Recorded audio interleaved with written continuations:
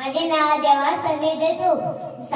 आज सावित्रीबाई फुले यांची जयंती. यांच्याबद्दल आज मी तुम्हाला दोन शब्द सांगणार आहे की दार दार तलवार होती ती शिक्षिकाचा अंगार होती ती दार दार तलवार होती ती शिक्षिकाचा अंगार होती ती प्रेरणा होती ती स्फूर्ती होती ती प्रेरणा होती ती स्फूर्ती होती ती विद्येचा अलंकार होती ती एक अशी ती होती की सवय भीती डबकणार नव्हती ती लढत होती ती जगत होती ती लढत होती ती जगत होती ती जगत सोबतच ती जगत होती लाखोच्या स्त्रियांसाठी भविष्य घडवत होती लाखोच्या स्त्रियांसाठी भविष्य घडवत होती ती आशा होती ती भाषा होती ती आशा होती ती भाषा होती ती नवपर्वाची दिशा होती ती स्त्रीचा सन्मान होती ती सावित्रीच होती ती सावित्री होती. सावित्रीबाई फुले यांचा जन्म 3 जानेवारी 1831 साली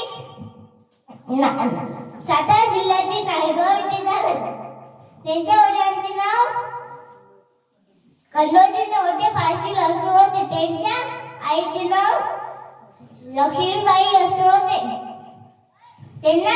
त्यांचा विवाह ज्योतिबा फुले यांच्याशी झाला.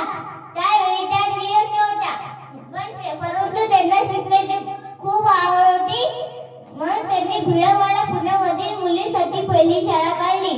जाता जाता मला एवढंच म्हणायचे